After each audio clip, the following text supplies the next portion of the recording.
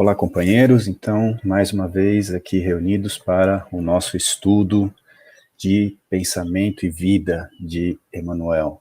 Que Jesus nos abençoe, que os nossos amigos espirituais estejam ao nosso lado nessa hora, nos inspirando, nos trazendo as ideias, as reflexões necessárias ao nosso progresso como espíritos a partir dessa obra tão profunda, né, que tem contribuído tanto aí para o nosso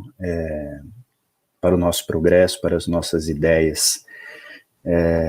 Nós vamos dar sequência hoje, então, ao estudo do capítulo sobre associação. Iniciamos na última semana, já vimos um trecho dele. Vamos aqui colocar o texto na tela, né, como nós sempre fazemos. Muito bem. Então já vimos, começamos aqui na última semana, né, o primeiro parágrafo, na verdade, desse capítulo, e vamos dar sequência no dia de hoje. Então, na última semana nós vimos, né, que se o homem pudesse contemplar com os próprios olhos as correntes de pensamento, reconheceria de pronto que todos vivemos em regime de comunhão, segundo os princípios da afinidade. Nós conversamos um pouquinho na última semana, não é? Sobre principalmente esse tema da afinidade, ou seja, de como é que nós nos reunimos, né, a pessoas com as quais nós temos ligações. E falamos bastante, né, junto com, ou a partir de Kardec, na Gênese, que essa afinidade, ela se dá com base nos sentimentos que impulsionam o pensamento. Então, né, recuperando, né, alguns exemplos que a gente trabalhou na última semana, se eu tenho um pensamento exclusivista em relação a alguém, vamos imaginar, né, que eu esteja muito magoado ou muito chateado com alguém por qualquer coisa que me tenha feito, os pensamentos que eu vou ter em direção a essa pessoa, a esse espírito, vão ser de exclusão, vão ser de vingança, eventualmente de fazer algo de mal também para essa pessoa, vão ser de crítica, de julgamento dentro da minha cabeça, né, da minha esfera mental. Todos esses pensamentos que eu estou alimentando, eles estão impulsionados por um sentimento que eu carrego no coração. Se a gente for olhar a dinâmica do nosso, na nossa intimidade, como se opera o nosso pensamento e o nosso sentimento, né, é uma retroalimentação. Então, nós recebemos do meio exterior um impulso, um estímulo, né? Esse estímulo está relacionado à ação de alguém sobre nós, à ação da natureza sobre nós. Quando nós recebemos esse estímulo, isso automaticamente vai gerar, a partir do campo do pensamento, quer dizer, eu vou ter uma reação a partir daquilo, e esse pensamento, ele é influenciado por diversas partes do meu ser espiritual. Notadamente, principalmente, a consciência, que é o grande tribunal das nossas ações, né, segundo o Livro dos Espíritos, onde estão inscritas as leis divinas. Então, quer dizer o seguinte, o nosso pensamento é avaliado em conforme ou não conforme a lei de Deus, pela nossa consciência, e dado esse julgamento, nós temos o livre-arbítrio, de decidir de acordo com o julgamento da consciência ou não. Vai ser mais fácil nós agirmos de acordo com a consciência quanto mais fortalecida for a nossa vontade, a nossa disposição de mudança, em razão dos quadros de memória que nós carregamos na nossa intimidade, em razão das decisões no bem que nós carregamos, né, dos impulsos no bem, dos estímulos para o bem que recebemos. Isso vai determinar o quanto nós seremos capazes de fazer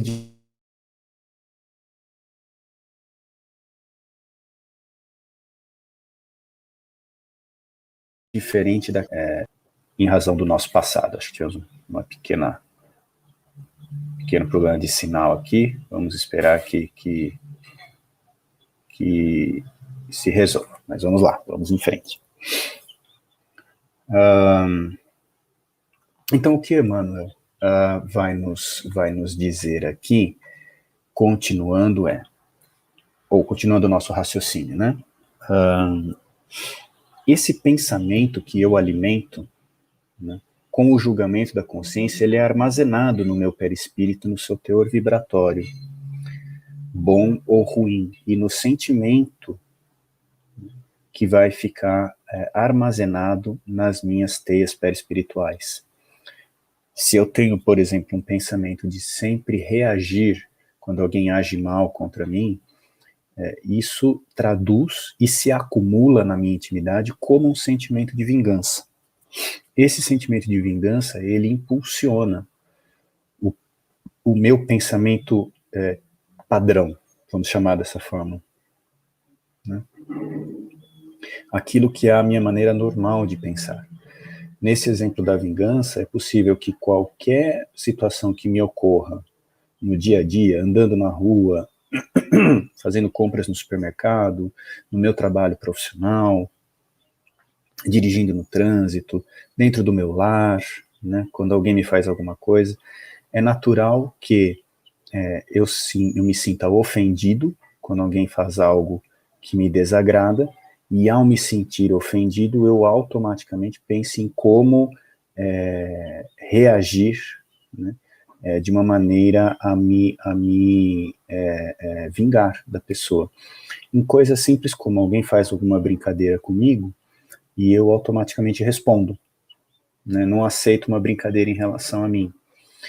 Alguém deixa de fazer algo que eu queria, eu também não ajudo mais essa pessoa no lar, né? O arroz não saiu do jeito que eu gosto, então eu vou me colocar lá no sofá, emburrado, que é para a pessoa também ficar preocupada, chateada. São exemplos, né, para a gente ver como que isso é bem abrangente e acaba dominando o nosso pensamento sem que a gente se aperceba disso. Esse teor, né, que a gente forma na nossa intimidade, ele cria uma afinidade conosco. Agora, que afinidade é essa, né, de comunhão? É o que o Emmanuel vai explorar um pouquinho mais a fundo hoje, e a gente vai dar sequência aqui no texto, né? Quando ele nos diz que a associação mora em todas as coisas, preside a todos os acontecimentos e comanda a existência de todos os seres. Nesse ponto aqui do texto, e a gente não vai passar a fundo, né, o Emmanuel faz para a gente uma comparação bem clara, quando ele diz, se a gente olhar a estrutura dos átomos, né, existe uma conexão entre as partículas dos átomos.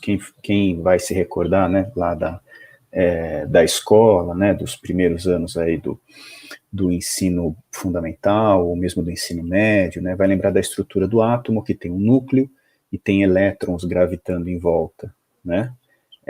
Existe uma força entre esses dois, que é uma força magnética.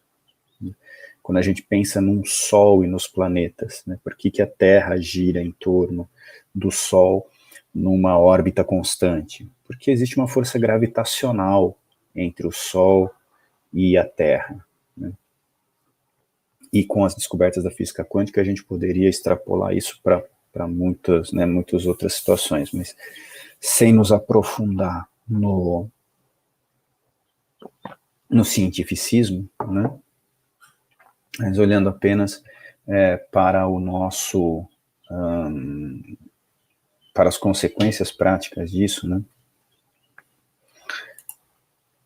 Nós vamos ver aqui com Emmanuel que, assim também na vida comum, a alma... Opa, vamos aumentar o texto aqui. Agora sim. Assim também na vida comum, a alma entra em ressonância com as correntes mentais em que respiram as almas que se lhe assemelham. Este ponto aqui é muito importante para a gente entender, tá? Que nós assimilamos os pensamentos daqueles que pensam como pensamos. Isso é fundamental. Por quê? Nós criamos na nossa concepção, né, de um conhecimento talvez até raso que a gente tenha em cima da doutrina espírita, que existem dois fenômenos na nossa existência, tá? Que é o auxílio dos bons espíritos a nós e a influência dos espíritos inferiores na nossa existência, as chamadas obsessões. Na sequência desse estudo, nós vamos refletir sobre esses dois capítulos do Pensamento e Vida.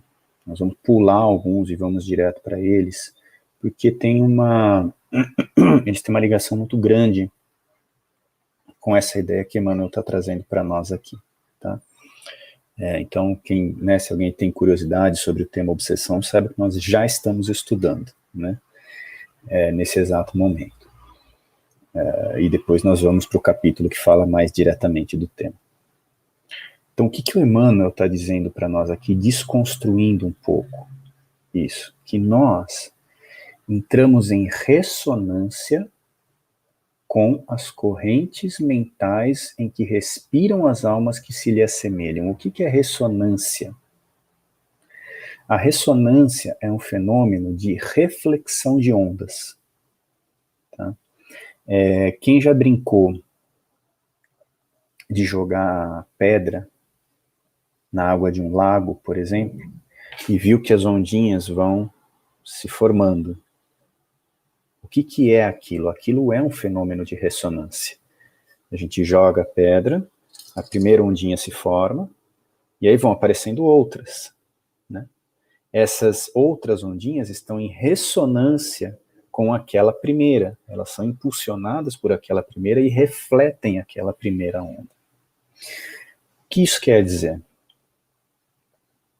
Que quando eu estou pensando, e vamos dar talvez um passo atrás aqui, né? Quando eu estou pensando, eu estou impulsionando uma forma de matéria. O pensamento é matéria. Não matéria visível, obviamente, não essa matéria grosseira que nós temos perceptível aos nossos sentidos aqui na Terra, mas é a matéria, chamada matéria quintessenciada,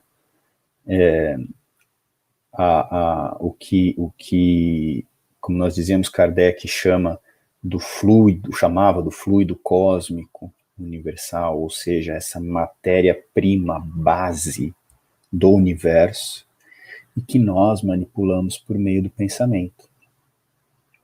Quando eu penso, esta ideia, este pensamento, ele tem uma materialidade no campo do espírito. Como é que a gente prova isso? A gente prova isso estudando as obras espíritas e vendo que o pensamento impulsionado, do ponto de vista da espiritualidade, ganha em muitas situações consistência, especialmente quando impulsionado com constância, com firmeza, com frequência. A gente vê os espíritos sendo capazes de enxergar no nosso perispírito as imagens que são reflexo do meu pensamento constante. Se eu tenho um vício, por exemplo, as imagens desse vício estão impregnadas no meu perispírito.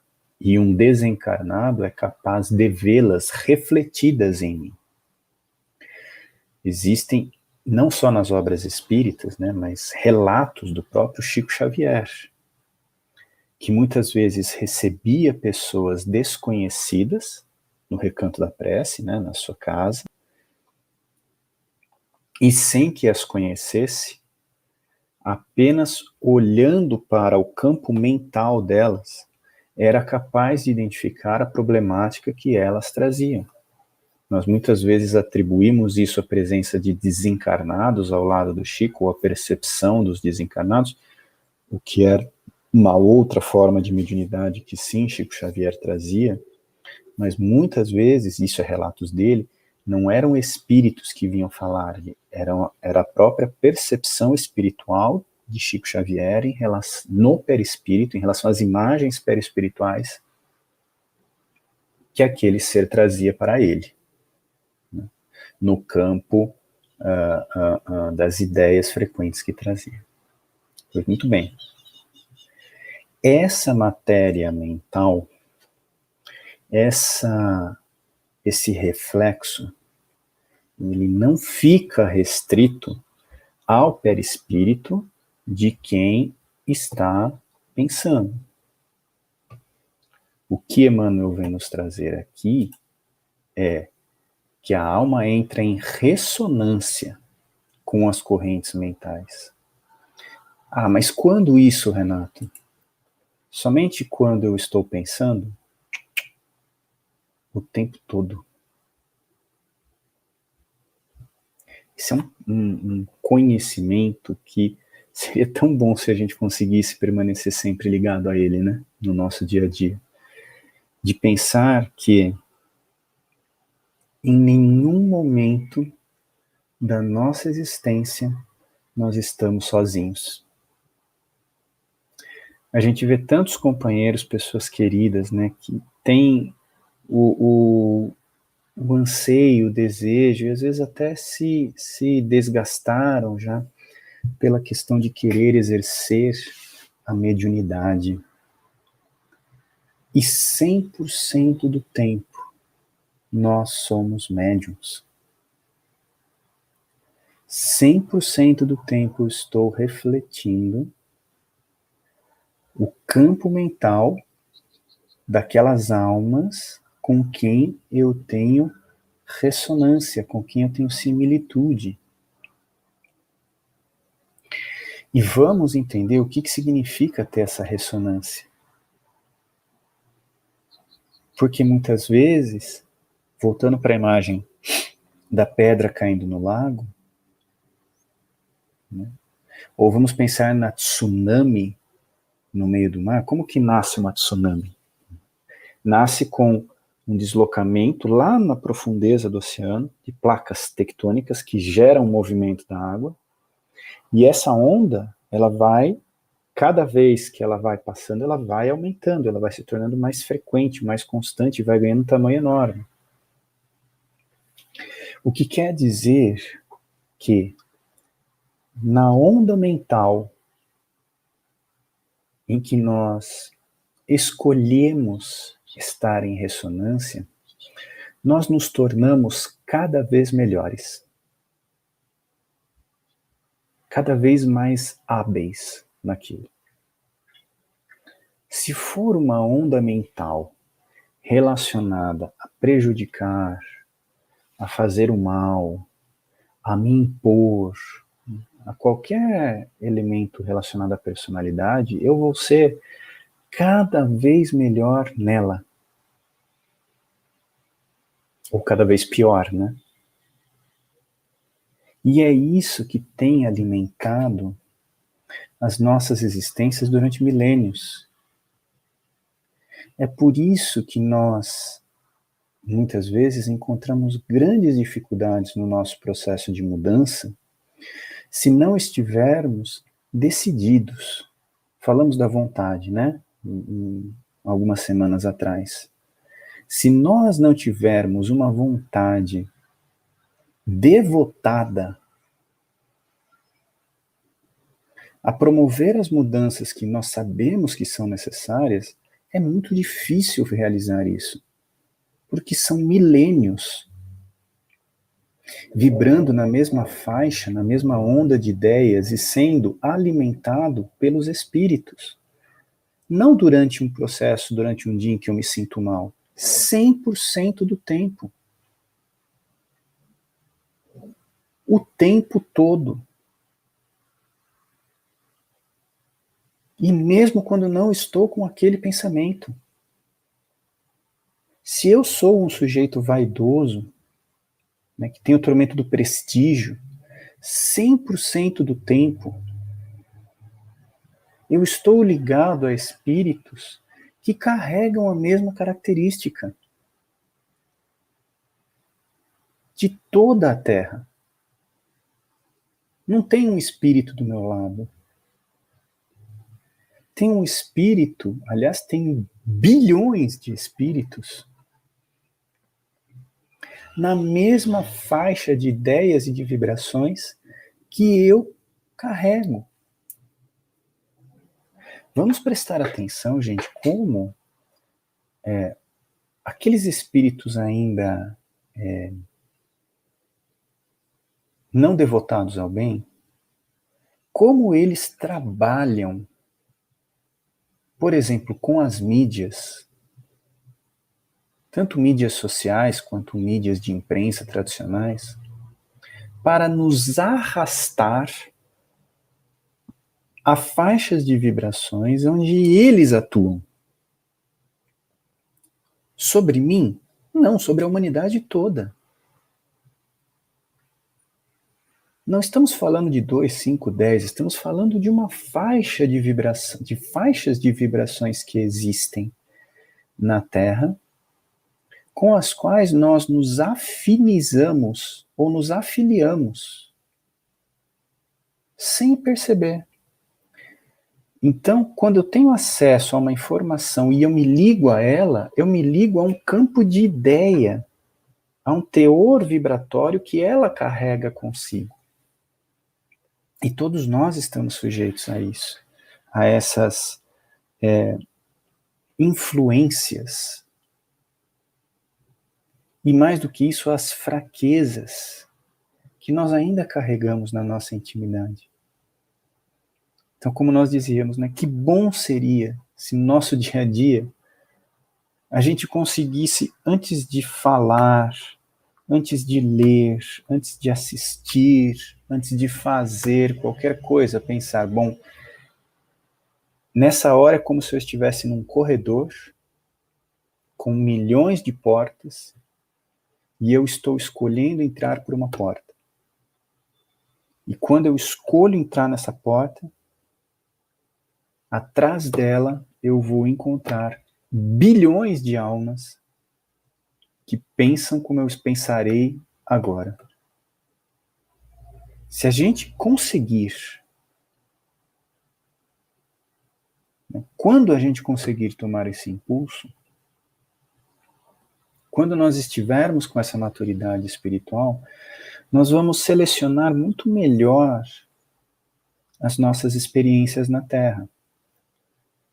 Porque hoje a gente seleciona aquilo que nos faz bem de acordo com os padrões da Terra. O que me dá conforto, o que me dá prestígio, o que me dá domínio, o que me dá posse, o que me dá aparência.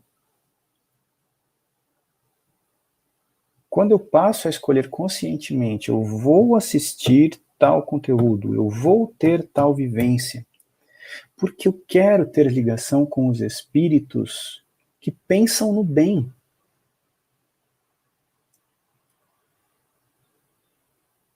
Porque eu quero estar com o meu pensamento ligado ao deles, para que o pensamento deles crie ressonância em mim e aumente as minhas capacidades no bem, que são tão restritas. Quando a gente fizer isso, o nosso caminho de evolução muda. Que definitivamente nós não estamos sozinhos no universo. Em momento nenhum. Nenhum. Desmistifiquemos a questão da sintonia com espíritos desencarnados. Desmistifiquemos a ideia, nesse momento da humanidade, de que eu tenho um inimigo me perseguindo, ou de que eu tenho só um espírito que é o meu guia e eu só sigo ele, que é outro engodo, né? Que nenhum bom espírito nos diz o que fazer. Ele nos apoia, ele nos sustenta, ele nos empresta suas vibrações, mas jamais ele vai dizer o que a gente faz.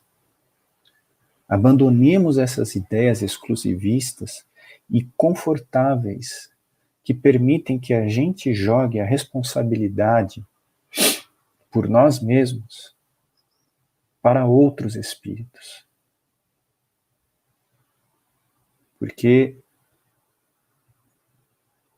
se a comunhão existe, se a ligação existe, ela existe num nível muito mais sutil do que aquilo que os nossos tormentos de conforto e de isenção de responsabilidade costumam nos dizer que existe.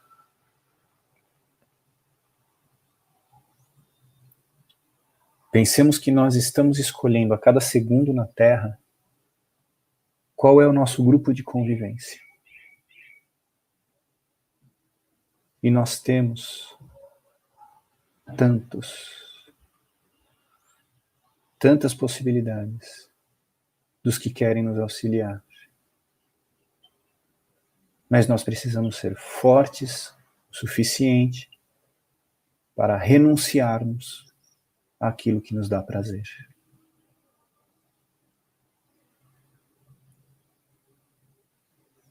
Para que a gente possa colher os frutos daquilo que nos faz crescer.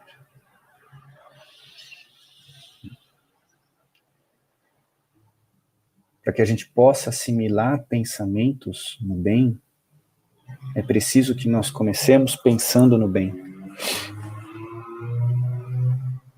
Nenhum bom espírito conseguirá chegar até mim se eu não abrir a porta no meu dia a dia da sintonia com ele. E qual é um pensamento no bem? A gente passou tanto tempo, né, nas nossas existências questionando-nos como é que eu me curo de uma obsessão? Com pensamento no bem. Com uma prece sentida. Não aquela prece pedido que a gente faz a toda hora, né? Me ajuda com isso, me ajuda com aquilo. Uma prece de reconhecimento. Uma prece de devoção. Uma prece de confiança, de fé. Um serviço a alguém sincero, sem esperar reconhecimento, sem julgar quem está recebendo, sem criticar ninguém. Amar os inimigos, fazer o bem a quem nos prejudica. Eu não concordo com alguém, mas eu vou seguir o que ele me pede. Eu acho que o outro está errado, mas eu vou tratá-lo bem. É tão simples.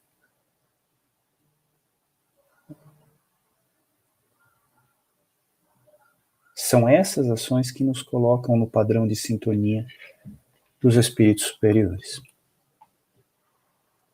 E aí conclui o Emmanuel, né, essa ideia dizendo que é sentindo, mentalizando, falando ou agindo que nós nos sintonizamos com as emoções e ideias de todas as pessoas, encarnadas ou desencarnadas, da nossa faixa de simpatia. Estamos invariavelmente atraindo ou repelindo recursos mentais que se agregam aos nossos, fortificando-nos para o bem ou para o mal, segundo a direção que escolhemos. O tempo todo nós despendemos recursos mentais.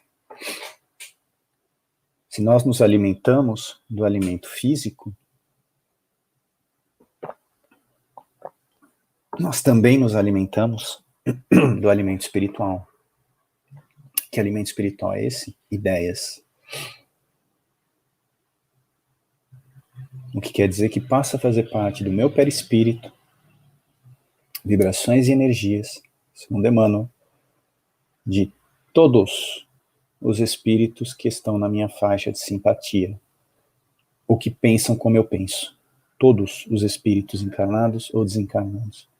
Do que eu estou me alimentando?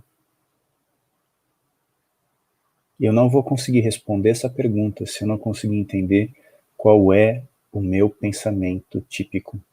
Se eu não parar durante o dia, de quando em quando, e pensar no que eu estou pensando, refletir no que eu estou pensando. Qual é o teor desse pensamento que eu estou tendo agora, nessa hora do dia? Se é bom ou se é ruim, se é positivo ou se é negativo, se é ligado à matéria ou ao espírito. E começar a notar onde eu me situo espiritualmente a maior parte do tempo.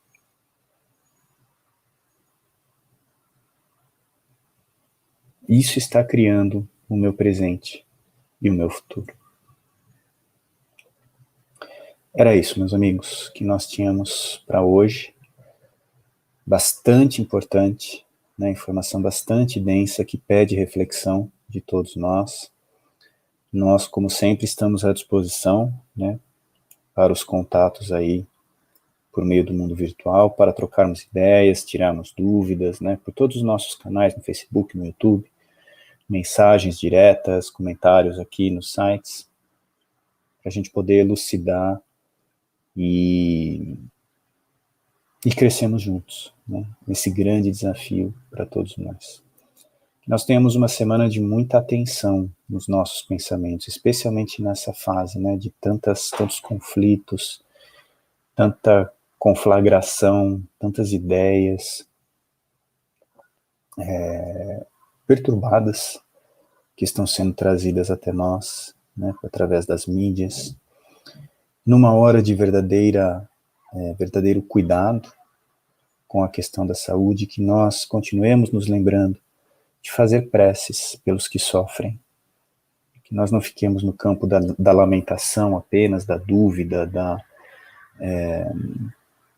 da crítica, do julgamento em relação aos que erraram, que a gente consiga fazer preces, orações por todos, né? Pelos que erraram, pelos que queriam acertar,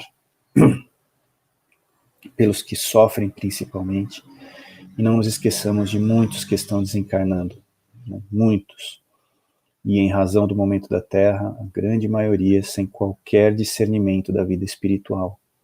Então, necessitam do nosso alimento, da nossa oração, da nossa prece, para que possam superar da melhor forma possível esse momento de desafio para eles. Que Jesus, então, nos abençoe a todos. Um grande abraço, pessoal, e até a próxima oportunidade. Até mais.